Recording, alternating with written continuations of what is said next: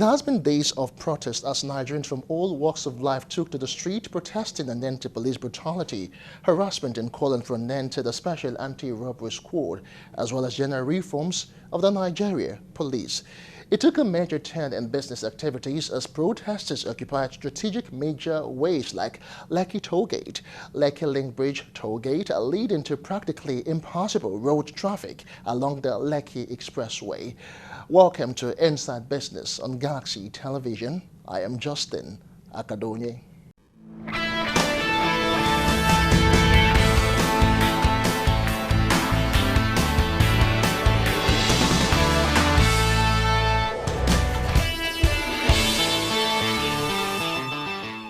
Now, away from the protests which affected major businesses both positively and negatively, let's take a look at some other stories that rounded up the business week.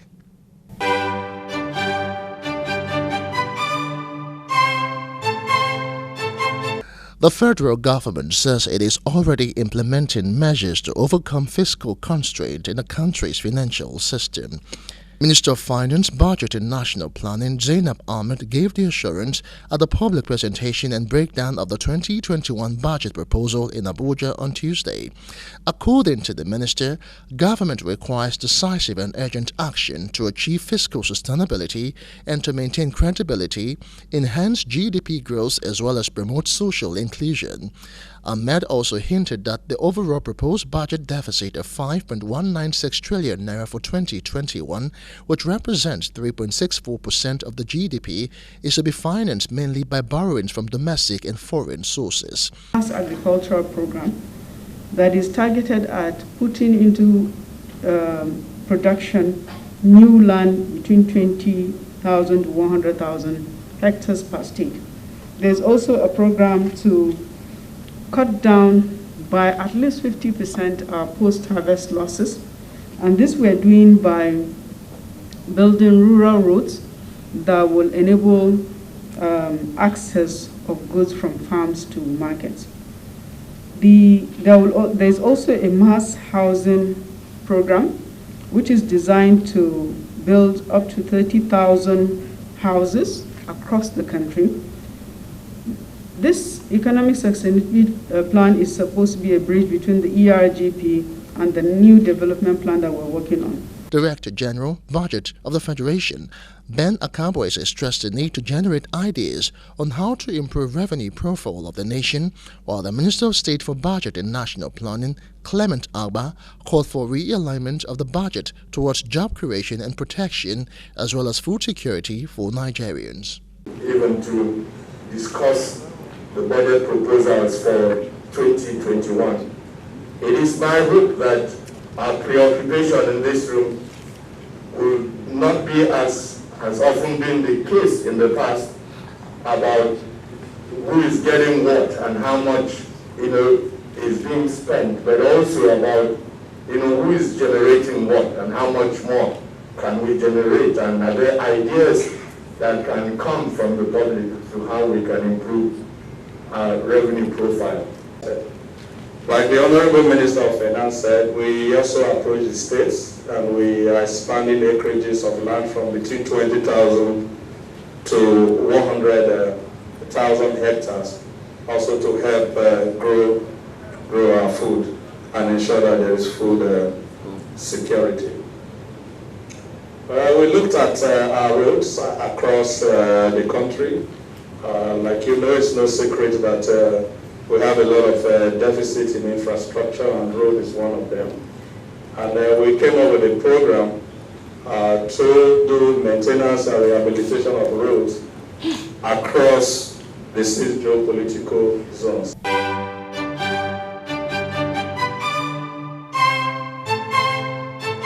The International Monetary Fund has projected that Nigeria's economy will contract by 4.3% in 2020. It disclosed this in its World Economic Outlook report for October 2020, which was released on Tuesday.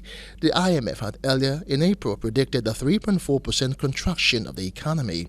It also predicted 5.4% contraction in June. It, however, projected that the economy would recover by 1.7% in 2021. According to the report, global growth was projected to contract by 4.4% in 2020, a less severe contraction than forecast in the June 2020 World Economic Outlook update. The revision reflected better than anticipated second quarter gross domestic product outturns, mostly in advanced economies, where activity began to improve sooner than expected after lockdowns were scaled back in May and June, as well as indicators of a stronger recovery in the third quarter.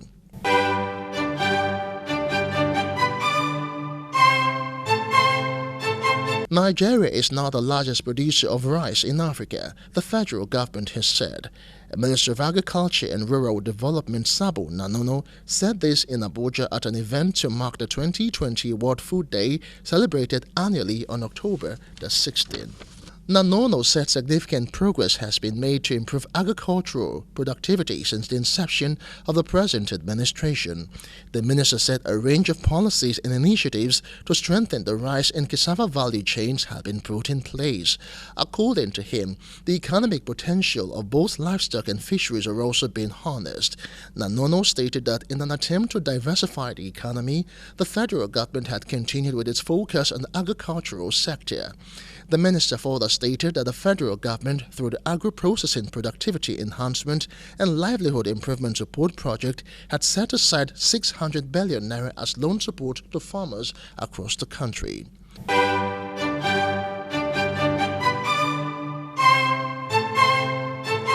The federal government has declared that it would double the number of airports across Nigeria by 2023. Nigeria has about 31 airports currently. The Federal Airport Authority of Nigeria operates 26 of the facilities, while others are largely run by the state. Responding to a question on airports, which the government intends to develop in 2021 as captured in the budget of the Federal Ministry of Aviation, the minister, Hadi Sirika, said a lot of work will be done across airports in Nigeria. He disclosed this at the Abuja headquarters of the Federal Ministry of Finance during the presentation of the 2021 budget. Sirika said since this administration came in, they drew their roadmap in trying to improve on civil aviation and transportation in general. He says they understand the importance of air connectivity. The minister said airports were being built in various locations in Nigeria and that more were in the works.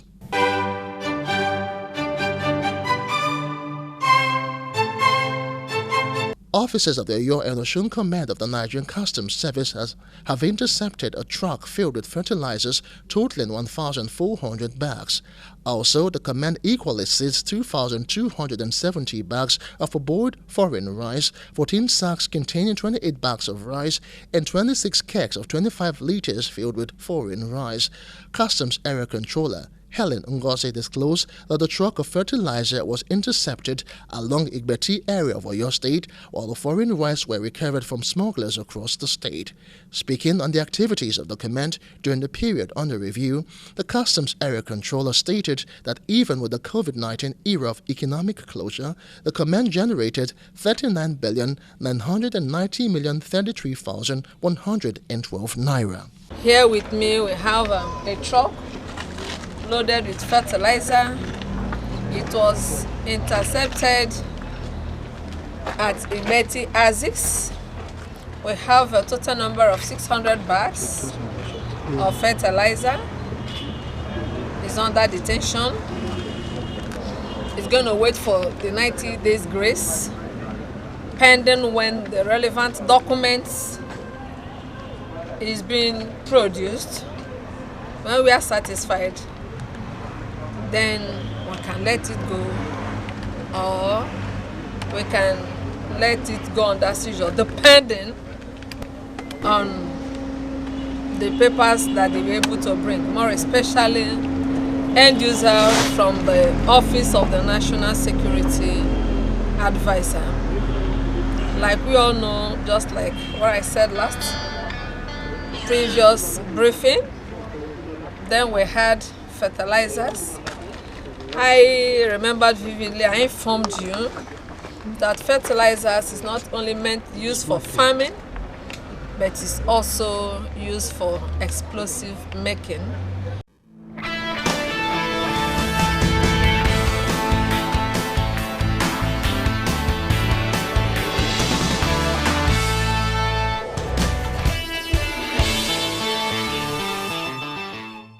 And away from all of that, many Nigerian businesses had one sort of complaint or the other on how the COVID-19 affected their activities, while its toll is still being felt today globally.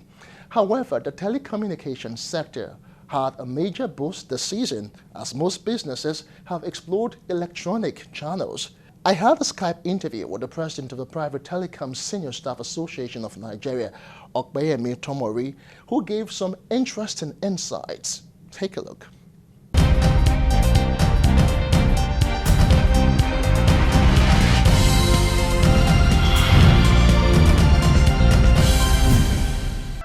All right, it's still Inside Business on Galaxy Television, and today we'll be looking at the telecom sector vis-a-vis how far the industry has gone in the wake of the COVID-19 pandemic.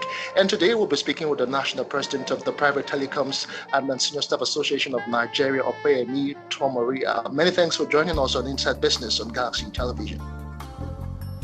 My pleasure.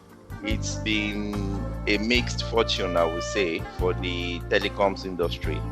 As I was saying that it's a mixed fortune due to the fact that the telecom industry has been able to support a lot of people during this COVID-19 period, and it has allowed a lot of people to still remain in touch, and thus we could say that it has led to a surge in the use of the telecoms network in Nigeria. So, but on the other side, as the COVID-19 has already affected a lot of people in terms of their livelihood, it has also affected those that we could say are working in the telecoms industry in Nigeria. So, on the one hand, the COVID-19 era has been beneficial for the growth of the use of the telecoms network in Nigeria and the reliance of the people on this network. But again, it has sort of like adversely affected those that are working in this industry. So if you look at it, it's a mixed fortune kind of. The companies are doing very well, while on the other side, the people working for the telecoms industry, the workers who are the main assets of these companies, are not left out in the adverse effect of the COVID-19 period. Casualization is still there, and it has always been on the front burner for us to make sure that casualization, which has arrived in the telecoms industry as well as other industries as well in Nigeria, is brought to the barest minimum. And as you know, there has been a lot of laws regarding this in Nigeria, whereby we companies in Nigeria have been directed to make sure that all responsibilities, all aspects of the industry that could be handled by Nigerians are actually given to Nigerians to handle. And even though they might be on a casual level at the point in time, the companies must make sure that they don't take advantage of this unduly to keep a lot of people under the casual heading in this industry. And so for us, we are on the watch out and on the lookout to make sure that it is reduced to the barest minimum, because to be very fair and direct, we know that this is always going to be there. Okay, it cannot go completely, but whenever it is not necessary, although the companies might see it as a gain and to run away from their responsibilities to the staff. So, but it must be reduced to the barest minimum. And whenever this is being done, all those people that are going to still remain under the casual employment must be well treated and remunerated accordingly. All right, thank you so much. But let's talk about the welfare of workers generally in the telecom sector.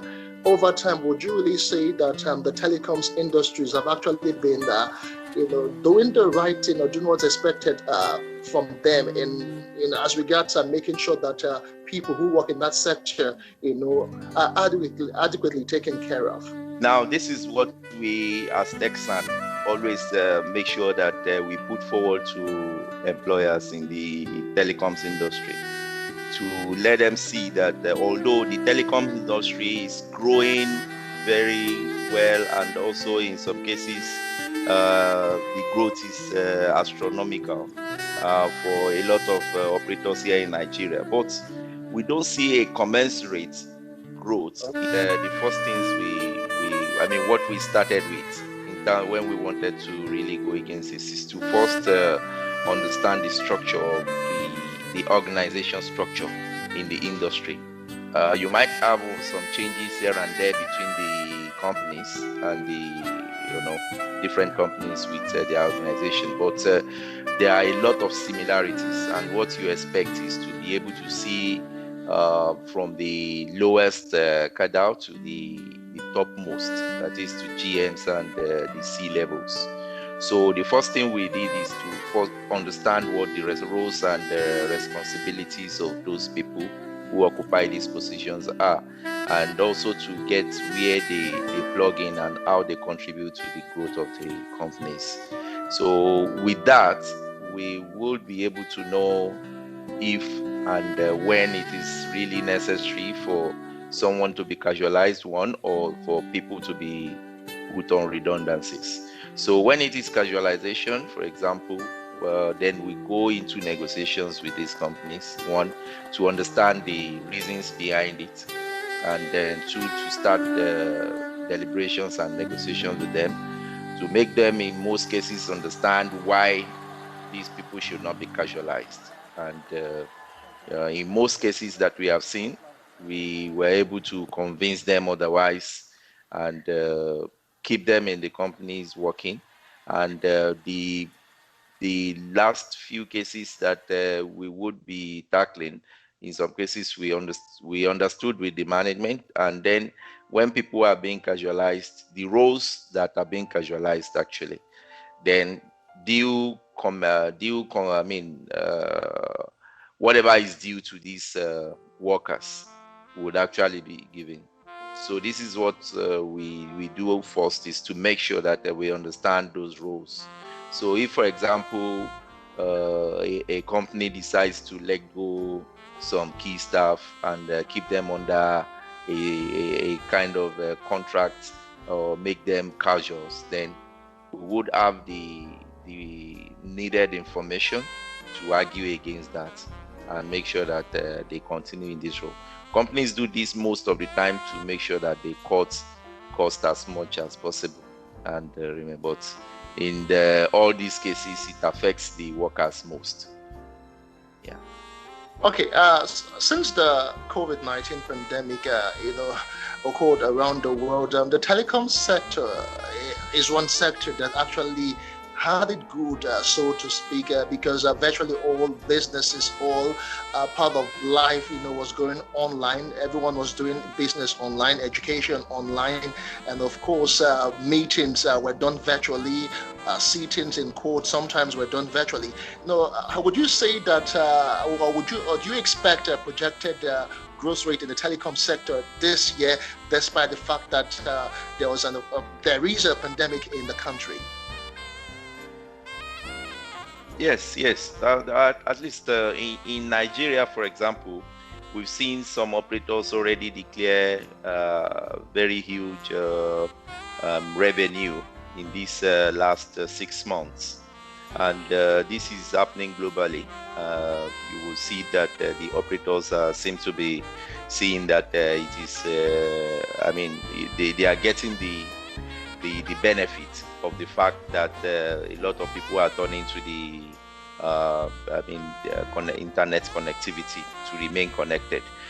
just like what you described. Yes. So it is a good one, I would say, for the telecoms operators, okay, because they have benefited a lot. But you will see that the who actually were, the ones doing all the job as it yes, is.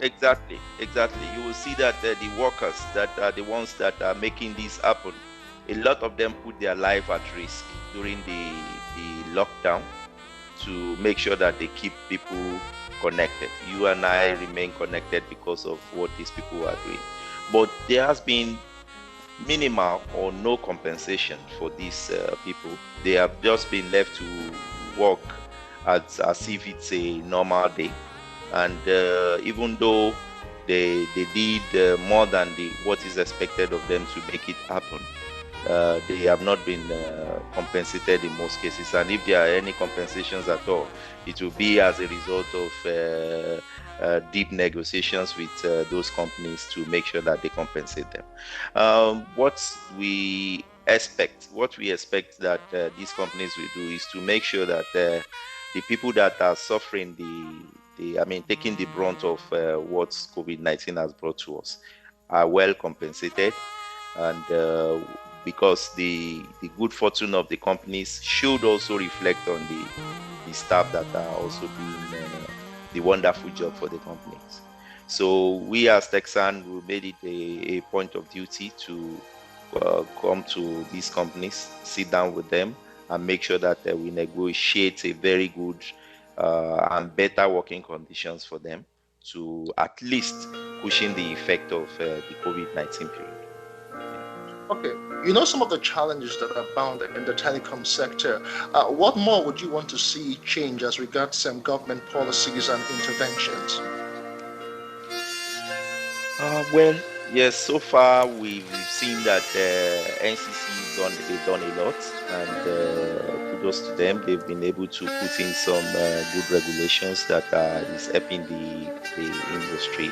So, but on the other side, when you talk about the labor protection, the Nigerian labor laws, and you talk about all other legislations that are towards helping the homegrown companies, and also the workers that are working in this industry, there are still a lot to be done.